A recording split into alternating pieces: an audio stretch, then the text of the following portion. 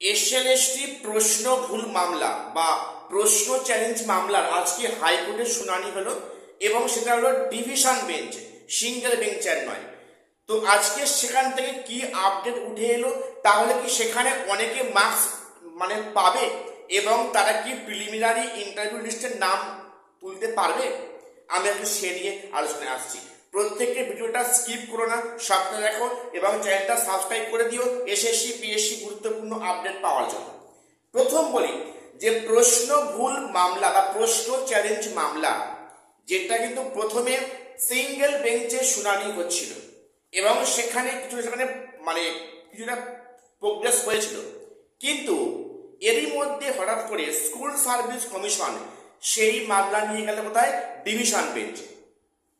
এবং সেখানে ডিভিশন বেঞ্চে আজ গতকাল মামলাটা কেসের লিস্টেড ছিল, কিন্তু গতকাল শুনানি হয়নি। আজকে সিরিয়াল নাম্বার 4-এ এই কেসটা ডিভিশন বেঞ্চে ছিল এবং সেই মোতাবেক শুনানি হয়েছে।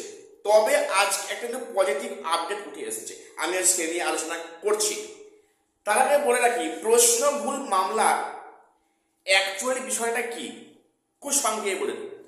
দেখো, তোমরা জানো যে একাদশ, দ্বাদশ এবং 9-10-এ অনেক প্রশ্নে সেখানে একাধিক কোশ্চেন ছিল বিভিন্ন সাবজেক্টে, জিওগ্রাফি, হিস্ট্রি, ইংলিশ ইত্যাদি। সেখানে সাবজেক্টে একাধিক কোশ্চেনে যেগুলো অপশান ছিল উত্তর একটাও হবে না বা সেখানে সবগুলোই হবে।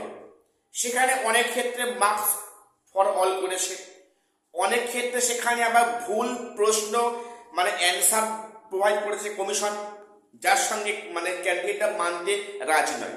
এবং অবাক হওয়ার বিষয়, এ নিয়ে কিন্তু কমিশন 100 টাকার বিনিময়ে পার কোশ্চেনে সেখানে কোশ্চেন চ্যালেঞ্জ করতে বলা হয় ক্যান্ডিডেটদের। সেখানে পার কোশ্চেনে 100 টাকা করে নেওয়া হয় এবং সেখানে সাপোর্টিং ডকুমেন্টসগুলো অ্যাটাচ করতে বলা হয়। সাপোর্টিং ডকুমেন্টস যখন অ্যাটাচ করলো, পুনরায় যে এক্সপার্ট কমিটি যে এগুলো রিভিউ করলো অ্যান্সারগুলো পুনরায়, সেখানে যেটা জানা গেল, সেখানে কিন্তু এক্সপার্ট কমিটিকে রেফারেন্সগুলো দেখানো হয়নি। সেটা কিন্তু কমিশন সেটা সিঙ্গেল বেঞ্চে স্বীকার করে নিয়েছিল। এবং তারপরে কমিশন গেল ডিভিশন বেঞ্চে। সেখানে আজকে ডিভিশন বেঞ্চের শুনানি হলো এবং সেখানে কিন্তু বিচারপতি যেটা পরিষ্কার বললেন যে যেহেতু এই প্রক্রিয়াগুলো এখনো কন্টিনিউ হচ্ছে এবং সেখানে 11-12 সেখানে প্রায় শেষের পথে কাউন্সেলিং হচ্ছে এবং সেখানে 9-10-এ প্রক্রিয়া শুরু হয়েছে, ভেরিফাইয়ের কাজ শুরু হয়েছে, কাজেই যতটা সম্ভব ইমিডিয়েটলি এই মামলার নিষ্পত্তি করতে হবে এবং এই মামলা কিন্তু উনি ডিভিশন বেঞ্চ থেকে পুনরায় সিঙ্গেল বেঞ্চে পাঠালেন।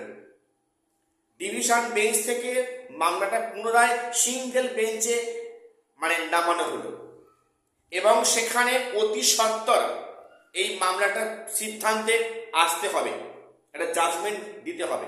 তবে এই মামলা কিন্তু নতুন করে কোনো আর এভিডেভিট হবে না, যে যেখানে যা ডেটা দেওয়া আছে তার বেশ করে একটা জাজমেন্ট কিন্তু আসতে হবে। অর্থাৎ এই ডিভিশন বেঞ্চে কিন্তু পরিষ্কার বক্তব্য যে অতি সত্বর এই মামলার নিষ্পত্তি করতে হবে। অর্থাৎ আমরা আশা করছি যে প্রশ্নভুল মামলা কিন্তু অনেকেই কয়েক নাম্বার কম ছিল, তারা কিন্তু সেখানে লিস্টে আসতে পারেনি। অর্থাৎ সেখানে কিন্তু এই নাম্বার পেলে তারা কিন্তু লিস্টে আসতে পারত। কাজেই অর্থাৎ এই বিষয় থেকে পরিষ্কার যে আগামী দিনে হয়তো এই মামলা দ্রুত শুনানি হবে বা সেখানে জাজমেন্ট আসবে। আর এটুকুই আপডেট দেওয়ার ছিল। প্রত্যেকের চ্যানেলটা সাবস্ক্রাইব করে রাখো এসএসসি পিএসসি গুরুত্বপূর্ণ আপডেট পাওয়ার জন্য। আর শেষ করলাম, দেখা হচ্ছে পরে কোনো ভিডিওতে।